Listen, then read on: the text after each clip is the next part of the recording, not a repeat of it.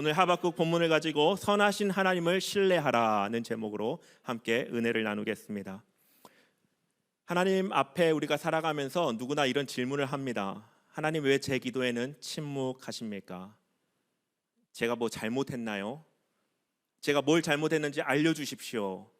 이런 기도를 한 번쯤은 해보지 않으셨습니까? 하나님께 기도해도 응답하지 않거나 기도해도 하나님의 뜻이 무엇인지 잘 알아지지 않을 때 많이 답답하고 낙심되고 또 내가 무엇을 잘못했는가 하는 자괴감도 들기도 합니다. 속상하기도 하죠.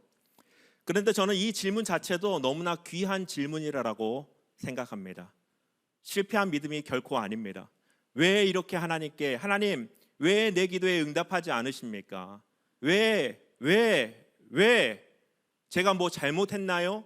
이렇게 하나님 앞에 기도할 수 있는 것도 하나님의 선하신 것을 인정하고 고백하기 때문에 이렇게 하나님 앞에 질문하고 때로는 투정 부리고 때로는 과격하게 하나님 앞에 구하는 것 아닌가 모르겠습니다.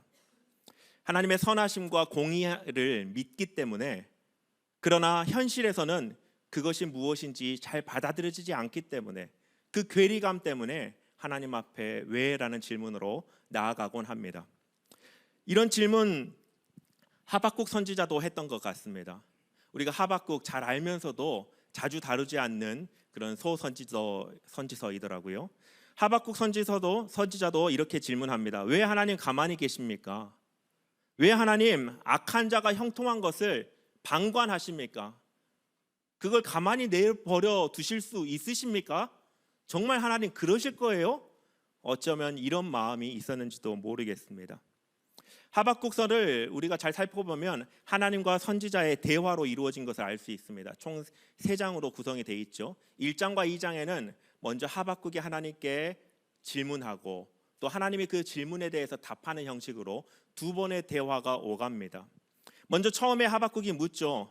유대의 죄악과 불의를 보면서 탄식하며 하나님, 우리 민족 어떻게 합니까? 가만히 계실 겁니까? 라고 할 때에 하나님께서 바벨론을 사용하여서, 하박국서에는 갈대아 사람들이라고 표현하고 있는데 바로 바벨론을 말합니다. 바벨론을 통하여서 내가 유다 민족을 벌할 것이다, 그들의 불의함을 벌할 것이다 라고 합니다. 근데 바벨론은 어떤 민족입니까? 하나님이 들어쓰실 만한 그런 민족이 아닙니다.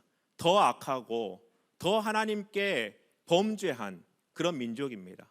우리 민족의 불의함을 놓고 기도했는데 하나님께서 이제 더 악한 이 바벨론을 들어서 우리를 이렇게 심판하시고 하나님의 정의 가운데로 인도하신다라고 할 때에 얼마나 이 하박국 선지자가 마음에 더 뜨거운 불이 있었겠습니까? 그래서 다시 하나님께 묻습니다.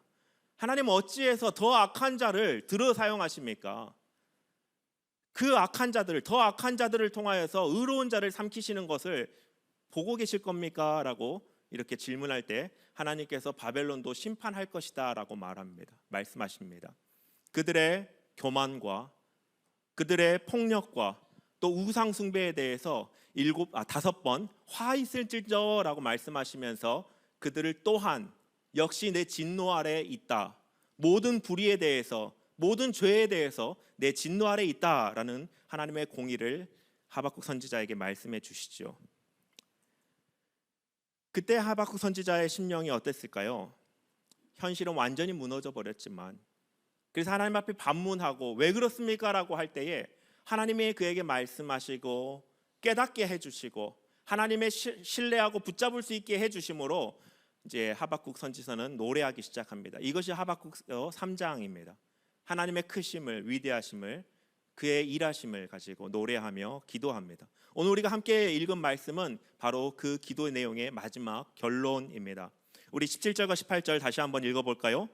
비록 무화과 나무가 무성하지 못하며 포도나무에 열매가 없으며 감람나무에 소출이 없으며 밭에 먹을 것이 없으며 우리의 양이 없으며 외양간에 소가 없을지라도 나는 여호와로 말미암아 즐거워하며 나의 구원의 하나님으로 말미암아 기뻐하리로다. 너무나 귀한 고백이죠. 이 믿음의 고백은 저는 이렇게 표현하고 싶습니다. 현실을 뛰어넘는 믿음의 고백입니다. 보이는 상황이 아닌 하나님 자신을 붙드는 믿음을 가지고 하박국 선지자는 고백하고 있는 것입니다.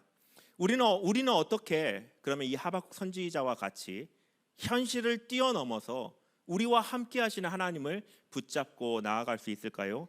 이런 내용들에 대해서 우리가 오늘 이 밤에 몇 가지로 살펴보려고 합니다. 먼저 우리가 하나님을 신뢰하며 붙잡고 나아가기 위해서 현실을 인정해야 합니다. 우리의 삶은, 우리가 하나님과 관계하는 우리의 삶은 현실과 동떨어져 있지가 않습니다. 만약에 그렇게 생각하신다면 나의 삶 따로, 신앙 따로의 삶을 살고 계신 것입니다.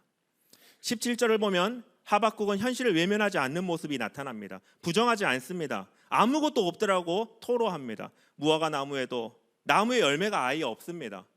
과실도 없고 모든 각종 열매가 하나도 없다라고 말합니다. 외양간에는 소도 없네요. 소망이 없는 모습을 고백하고 있습니다. 현실을 떠나거나 외면하지 않는 모습을 우리가 여기서 살펴볼 수 있습니다. 출애굽기 14장 13절 말씀에는 이렇게 기록되어 있죠. 모세가 백성에게 이르되 너희는 두려워하지 말고 가만히 서서 여호와께서 너희를 위하여 행하시는 구원을 보라. 너희가 오늘 본 애굽 사람을 영원히 다시 보지 아니하리라. 어떤 장면인지 아시겠지요? 바로 홍해를 앞둔 이스라엘 백성의 모습입니다. 홍해 앞에 서 있고 뒤에 애굽의 수만 명의, 수십만 명의 군대가 쫓아옵니다. 그때 이스라엘의 이 마음속에는 어떠한 것이 있었겠습니까? 먼저 두려움이 있었겠죠. 포기하고 싶은 마음은 없었을까요? 이제 우리 끝이다. 우리가 할 수 있는 거 아무것도 없어. 될 대로 되라지. 이런 마음은 없었겠습니까? 우리가 신앙생활을 하다 보면은 현실이 너무나 막막하고 어떠한 돌파구를 전혀 찾아보지 못하고 상상도 하지 못하기 때문에 때로는 현실을 부정할 때가 있기도 합니다. 그러나 현실을 보라라고 말씀하고 있습니다. 모세가 백성에게 이르되 너희는 두려워하지 말고 가만히 서서. 오늘 말씀을 준비하면서 다시 한번 이 출애굽기에 홍해 앞에 서 있는 이스라엘 백성의 모습을 상상을 해봤는데요. 하나님께서 두려워하지 말고 가만히 서서라고 말하고 있습니다. 가만히 서서 무엇을 했겠습니까? 비관하고 있는 것이 아니라 그 현실 속에 하나님의 무엇을 하실지, 내가 할 수 있는 것은 아무것도 없고 지도자라고 했던 모세와 아론과 족장들이 할 수 있는 것 아무것도 없고 주위에 우리를 돕는 사람이 아무것도 없는 그 현실을 바라보고 있는, 바라보라라고 이스라엘 백성에게 하나님께서 말씀하고 계시다라고 하는 것입니다. 눈을 뜨고 상황을 보라. 그곳에 바로 하나님이 어떻게 일하시는가를 볼 수 있습니다. 우리가 하나님을 신뢰하기 위해서 아무것도 없는 진공에서 우리가 하나님을 신뢰하는 것이 아닙니다. 내가 태어난 나의 가정, 동네, 이 대한민국, 그리고 우리가 살고 있는 금천구, 그리고 광명시도 있을 수 있고 안양도 있을 수 있겠죠. 바꿀 수 없지 않습니까? 내 부모, 내 자녀, 내 배우자 못 바꾸지 않습니까? 내가 마주하고 있는 경제적인 어려움, 건강의 어려움, 관계의 어려움 부정할 수가 없습니다. 우리가 하나님 앞에 부르짖는데 나의 모든 삶의 배경과 현실 앞에서 하나님 앞에 나아가고 있다는 사실을 먼저 인정하시기를 바랍니다. 상황을 예면하지 마십시오. 감추려고도 하지도 마시고 너무 포장하려고도 하지 마십시오. 하나님 앞에, 하나님 저 아픕니다. 하나님 저 지금 너무나 힘듭니다. 하나님 저 지금 너무 절망적입니다. 제 힘으로 할 수 있는 게 없어서 너무나 답답하고 두렵고 무섭습니다. 하나님 제가 이거 잘하고 있는 것 같아 보이는데 사실 저 지금 너무 불안해요. 나의 현실을 하나님 앞에 정확하게 고백할 수 있고 인정할 때에 우리는 비로소 하나님을 신뢰할 수 있는 첫걸음을 내디딜 수 있습니다. 두 번째로 나는으로 시작하는 믿음의 결단을 해야 합니다. 오늘 본문 18절 다시 한번 읽어보겠습니다. 나는 여호와로 말미암아 즐거워하며 나의 구원의 하나님으로 말미암아 기뻐하리로다. 아멘. 절망적인 현실 속에서도 하나님에 대한 반응을 지금 하박국 선지자가 하고 있습니다. 현실에 반응하는 것이 아니라 이 고백이 무엇을 나타냅니까? 현실 뒤에 계신 하나님을 고백하고 있다라고 하는 것입니다. 나는이라는 표현을 쓰고 있습니다. 나는 여호와로 말미암아. 나는 올해 표어도 그렇죠. 나와 내 집은 여호와만 섬기겠다라고 고백합니다. 강력한 믿음의 고백입니다. 내 현실은 너무 힘들지만 하나님, 나는 나의 구원의 하나님을 인하여서 즐거워하고 기뻐하겠습니다. 의지하겠습니다. 그 안에서 안정감을 누리겠습니다 라고 하는 강력한 믿음의 고백을 하박국 선지자가 지금 하고 있다라고 하는 것입니다. 하박국 선지자가 기뻐할 수 있는 근거가 무엇입니까? 지금 3장에 이르러서 하나님이 모든 것을 심판하고 공기가 다 회복됐습니까? 아무 변화도 일어나지 않았습니다. 하나님 앞에 공의와 하나님의 정의가 어디에 있습니까? 라고 할 때에 그 마음은 얼마나 찢어졌겠습니까? 내가 바빌론을 통하여서 다 멸망시킬 거야, 벌할 거야. 하나님 어떻게 더 악한 사람을 들어 사용하십니까? 그들도 내가 벌하고 내 공의 앞에 세울 거야 라고 할 때에 상황은 아무것도 변한 게 없습니다. 그러나 현실 가운데 하박국 선지자는 하나님이 선하시기 때문에 그 하나님을 붙들기에 나는 하나님으로 인하여서 여호와로 인하여서 기뻐하고 즐거워하겠습니다 라고 고백할 수 있었던 것입니다. 하박국 선지자의 이 믿음의 고백과 그 내면에 있는 갈등과 또 욥이 가지고 있었던 욥기에 가지고 있었던 그 내면의 갈등과 고백이 매우 유사한 점들이 많이 있습니다. 하박국은 민족적인 그런 갈등이 있었다고 한다면 욥은 개인의 삶에 대한 그런 갈등과 신앙 고백으로 나타나 있죠. 욥이 모든 것을 잃어버리죠. 자녀와 재산과 건강을 다 잃어버렸습니다. 그때 하나님 앞에 어떻게 고백합니까? 우리 욥기 1장 21절 말씀 함께 읽어보겠습니다. 시작. 이르되 내가 알몸으로 나왔사온즉 또한 알몸이 그리로 돌아갈지라. 주신 이도 여호와시요 거두신 이도 여호와시니 여호와의 이름이 찬송을 받으실지이다 하고, 욥이 절망 속에서도 하나님의 주권을 바라봅니다. 잃어버린 모든 것이 하나님이 거두셨다라는 사실을 받아들였습니다. 그게 가능합니까? 지금 자녀들이 줄줄이 죽임을 당했다는 소식을 듣습니다. 내 자녀라고 생각해 보십시오. 여러분, 하나님이 데리고 가셨어요. 이 고백이 과연 나오겠습니까? 저는 제 자녀가 갑자기 첫째가 죽고 둘째가 죽고 셋째가 죽었다 그러면 저는 이런 고백 못할 것 같습니다. 하나님의 그 주권을 욥이 바라보고 고백한 것입니다. 어떻게 그렇게 고백할 수 있을까요? 욥은 하나님을 신뢰하기로 작정했기 때문에 그렇습니다. 이게 바로 믿음의 고백입니다. 믿음의 고백은 현실은 다르지가 않습니다. 동일한 현실이지만 그럼에도 불구하고 내가 여기서 하나님을 신뢰하기로 작정합니다. 정합니다. 결단합니다. 그것이 바로 믿음입니다. 그래서 그 놀라운 믿음의 고백이 나오죠. 주신 이도 여호와시요 거두신 이도 여호와시니 여호와의 이름을 찬송받기에 합당하십니다. 우리가 감히 할 수 없는 그 믿음의 너무나 위대한 믿음의 고백이 여기에 나옵니다. 저는 이 모습들을 보면서 믿음을 이렇게 정의해 보고 싶습니다. 믿음을 내가 처한 현실 속에, 상황 속에서 하나님을 선택하는 반응이다라고 정의해 보고 싶습니다. 우리가 믿음이라고 하는 건 내가 가지고 있는 어떠한 성향 아니면 태도, 이렇게 많이 이해하고 있을 것입니다. 저도 마찬가지였습니다.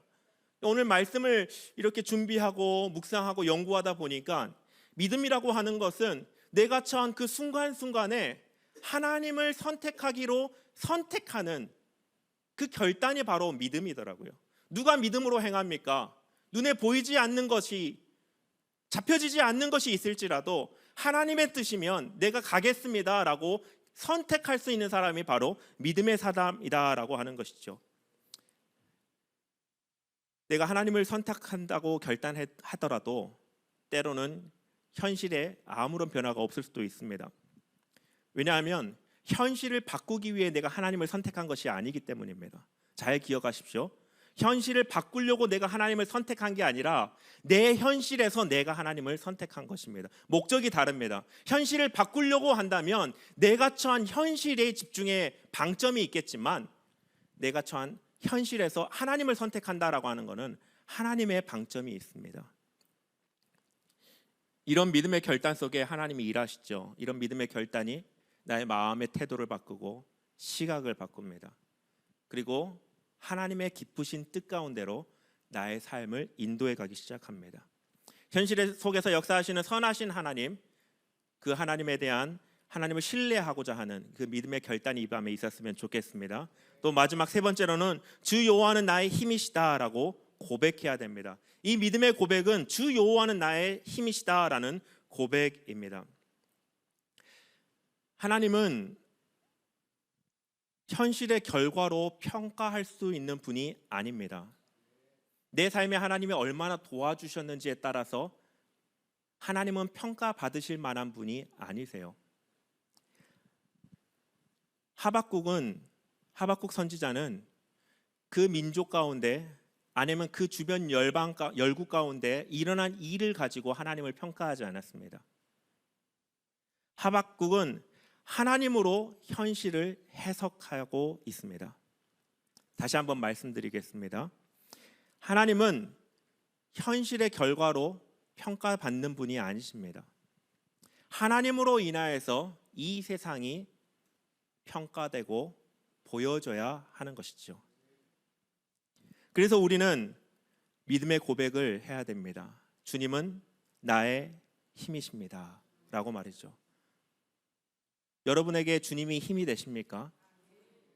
우리가 믿음의 생활을 오래 하면서 너무나 자주 주님이 나의 힘이세요, 주님이 나의 힘이세요 어색하지가 않죠. 새 가족들이 교회에 오면 어색한 단어가 몇 개가 있어요. 영광, 그렇죠? 사랑합니다, 이상해요. 네. 축복합니다, 도대체 이게 무슨 뜻인지 모르겠대요.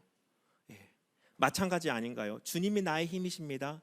새 가족들에게 너무나 크고 위대하게 다가와지는데, 오랫동안 신앙생활한 사람일수록 이 말은 너무나 편안해져 버렸고, 진짜 내 마음의 고백으로 이런 고백을 하는 것이 어렵지 않습니까?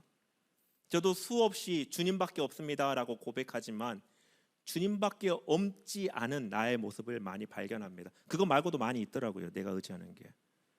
주님이 나의 힘입니다라고 하지만은 내가 의지하는 것들이 되게 많이 있더라니까요. 하박국은 하나님을 신뢰하기로 결정할 뿐만 아니라 진정한 믿음의 고백을 하고 있습니다. 하나님이 나의 힘이십니다. 세상에 불의가 가득하고 패역함이 가득한데 그 마음이 원통해 죽겠는데 그것을 보고 어떻게 할꼬? 하나님 왜 가만히 계십니까? 응답이 없습니다. 현실이 변하지 않습니다. 그럼에도 현실 위에 계신, 뒤에 계신 하나님을 바라보고 하나님을 신뢰하기로 정하고 하나님만이 나의 힘입니다라는 이 믿음의 고백으로 나아가고 있는 모습을 우리가 발견할 수 있습니다. 우리가 종종 기도의 목적을요, 고통의 해결을 위한 목적을 가지고 기도하고 있는 모습을 발견하고 있습니다. 우리가 왜 기도합니까? 내가 원하는 것을 얻으려고 기도하고 있는 우리의 마음의 동기를 누구나 한 번쯤은 들여다 보셨을 것입니다. 하나님 이거 해주셔야 돼요. 주님의 영광을 위해서요. 포장은 너무나 잘하죠. 근데 그 마음의 그 가장 깊은 곳에 있는 동기를 한번 살펴보셨습니까? 저는 이 마음의 동기, 제 마음 속에 있는 이 마음의 동기를 보고 봐도 정말 양파 껍질 같더라고요. 까도 정말 그 속에 이거는 진짜 순수해. 하나님의 영광을 위한 것이야. 조금 더 기도하면서 한꺼풀을 더 깠는데요, 너무나 뜨거움이 아니죠. 너무나 시꺼먼 나의 교만 덩어리가 그 안에 가득한 것을 한두 번 본 것이 아닙니다. 까도 너무나 포장돼 있어서 그 마음의 동기가 나 중심적으로 바뀌어 있는 모습을 많이 봅니다. 우리가 기도하는 목적이 무엇에 있습니까? 나의 고통의 문제, 관계의 문제, 현실의 문제의 해결을 위해서 이걸 어떻게 좀 해결해 줬으면 좋겠으니까 기도하고 있는 동기가 우리 안에 있지는 않습니까? 그러나 진정한 기도의 목적은, 그리고 진정한 우리가 바라야 할 기도의 응답은 바로 하나님의 임재입니다. 하나님을 신뢰하기로 고백하고, 또 하나님만이 나의 힘이십니다라고 고백한 사람들에게 추구해야 할 그 기도의 응답은 바로 하나님의 임재라고 하는 것입니다. 하나님이 나와 함께 하신다는 사실로 우리가 견딜 수 있고, 오늘 말씀의 결론이 어떻게 됩니까? 사슴처럼 가볍게 그 길을 갈 수 있다라고 하는 것입니다. 주님은 나의 힘이십니다. 이 고백은 하나님과의 관계의 자리로 우리를 인도합니다. 현실에 바뀌지 않는 모습 속에 현실을 인지하고 그 너머에 계신 하나님을 바라보고 주님을 신뢰하기로 결단합니다. 주님이 나의 힘이십니다라고 믿음으로 고백하며 나아갈 때에 이 믿음의 고백은 우리를 하나님과의 관계의 자리로 나아간다라고 하는 것이죠. 출발점이 어디였습니까? 나의 현실이었습니다. 내가 마주한 현실, 건강의 어려움, 재정의 어려움, 관계의 어려움, 내 미래의 두려움, 현실이었지만 그 현실을 가지고 하나님 앞에 나아갈 때에 그 배후에 계신 주님을 신뢰합니다. 이 믿음의 고백과 주님만이 나의 힘입니다. 이 믿음의 고백을 하며 나아갈 때에 남아있는 응답은 바로 하나님의 임재라고 하는 것입니다. 저는 하박국 선지자의 이 말씀들을 묵상하면서 한 가지를 발견했습니다. 하나님은 이해의 대상이 아니라 하나님은 우리의 신뢰의 대상이다라고 하는 것입니다. 저도 하나님은 왜 이러십니까? 라는 기도를 정말 많이 해보았습니다. 이해가 되지 않을 때가 너무 많았습니다. 하나님 왜요? 하나님 왜요? 너무나 합리적이고 좋은 해결책들이 있는데 그 길로 인도되는 것이 아니라 자꾸 돌아가게 하시는 것 같고 이해가 안 되는 부분이 너무나 많았습니다. 하박국 선지자가 딱 그랬지 않았겠습니까? 하나님 왜요? 이 민족 왜 이렇습니까? 하나님이 함께 계시지 않습니까? 하나님 왜 이렇게 내버려 두십니까? 하나님 왜요? 왜 바벨론입니까? 그 많은 왜, 이 질문 속에 하박국 선지자는 결국 하나님의 임재를 발견합니다. 오늘 이 밤에 우리의 마음을 쏟아내고 기도하는 가운데에 어쩌면 왜라는 질문으로 시작했을지 모르겠지만 결국 하나님의 임재를 발견하게 되는 은혜를 우리 모두가 누렸으면 좋겠습니다. 우리는 하나님을 다 이해하지 못합니다. 그러나 하나님은 여전히 선하십니다. 하나님은 어떻게 우리를 인도하시는지 우리 다 알지 못합니다. 그러나 하나님은 여전히 하나님의 선하신 뜻과 계획대로 역사를, 우리를, 나를 인도해 가십니다. 그 하나님을, 나의 상황 배후에 계신 그 하나님을 바라보시고 그 하나님을 신뢰하겠다고 고백하시고 그 하나님을 의지하시는 여러분 되시기를 주님의 이름으로 축원드립니다. 사랑하는 성도 여러분, 오늘 병상에서 또 골방에서 또 삶의 어려움 속에서 눈물로 하나님과 씨름하고 있는 많은 성도들이 계시다는 사실을 우리가 다 알고 있지 않습니까? 그리고 우리도 하나님과 그렇게 씨름하고 있지 않습니까? 그런 우리에게 하나님은 이렇게 말씀하십니다. 현실이 아무리 무너져도 나 여호와가 바로 너의 힘이다. 나는 여전히 선한 하나님이다. 그렇게 우리도 하박국 선지자와 같이 이렇게 고백했으면 좋겠습니다. 비록 아무것도 없을지라도 나는 여호와로 말미암아 즐거워하겠습니다. 주님의 선하심을, 주님만을 신뢰하기로 결단하고 하나님만을 붙들고 나아가겠습니다. 주님이 나의 유일한 힘이십니다. 이 고백 가운데 하나님이 이 밤에 성령의 풍성하신 은혜를 우리 모두에게 부어주시기를 원합니다.